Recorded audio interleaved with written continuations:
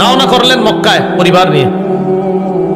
মক্কায় যাওয়ার পর আব্দুল্লাহ ইবনে ওমর রাদিয়াল্লাহু তাআলা আনহু বড় বড় সাহাবী যারা, তারা বাধা দেওয়ার পরও তিনি মক্কায় গেলেন। ইতিমধ্যে আব্দুল্লাহ ইবনে আব্বাস, আব্দুল্লাহ ইবনে ওমর, আব্দুল্লাহ ইবনে জুবায়ের তারা ইয়াজিদের খেলাফতকে মেনে নিয়েছে। কথা বুঝছেন নি? আব্দুল্লাহ ইবনে আব্বাসও মেনে নিয়েছে, আব্দুল্লাহ ইবনে ওমরও মেনে নিয়েছে। তারা মেনে নিয়েছে কেন? তারা বললেন বিশাল বড় কোন রক্তক্ষয়ী যুদ্ধের আশঙ্কা থেকে হেফাজতের জন্য আমরা ইয়াজিদের খেলাফত মেনে নিলাম।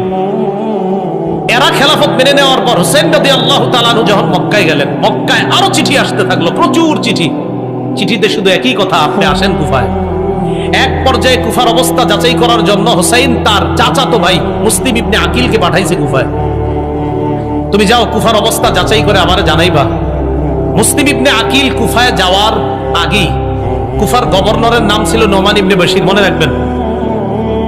ইয়াজিদ চিন্তা করলো নোমান ইবনে বাশিরকে যদি কুফার গভর্নর রাখি তাহলে ওনার দ্বারা তেমন কাজ হবে না। তেমন কাজ মানে অর্থাৎ ওনার দ্বারা হযরতে হুসাইনের বিরুদ্ধে তেমন কাজ নেওয়া যাবে না, কারণ উনি নরম সাহাবী। ইয়াজিদ কি করলো?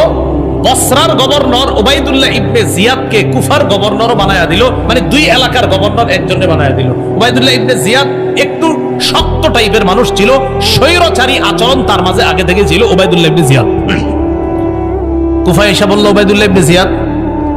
এদিক দিয়ে মুসলিম ইবনে আকিল কুফায় যাওয়ার পর দেখলো কুফার জনগণ আসলেই হযরত হুসাইনকে চায়। 12,000 মানুষ মুসলিম ইবনে আকিলের হাতে বায়াত হলো হযরত হুসাইনের পক্ষে।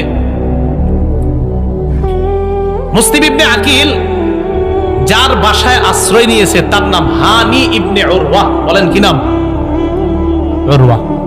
এদিক দিয়ে উবাইদুল্লাহ ইবনে জিয়াদের কাছে সংবাদ আসছে যে হুসাইনের পক্ষে এক ব্যক্তি বায়াত নিচ্ছে, সে নাকি হানি ইবনে উরওয়ার ঘরের মধ্যে আছে। এই হানি ইবনে উরওয়ার ঘরে গিয়ে হানি ইবনে উরওয়াকে অ্যারেস্ট করে বন্দী করে নিয়ে আসছে। হানি ইবনে উরওয়াকে বন্দী করার পর মুসলিম ইবনে আকিল 4000-এর একটা বাহিনী নিছে হানি ইবনে উরওয়াকে ছুটিয়ে আনার জন্য, মানে জেলখানা থেকে বন্দী করে আনবে। যখন আনার জন্য গেছে, যে যাওয়ার পর 4000 ওই মানুষ যাদেরকে নিয়ে গেছে এদের মা বোন ভাইয়েরা আইসা এদেরকে বুঝাইতে লাগলো, এই তোরা থাকিস না, এদের চল, যে যার যার মতো চল।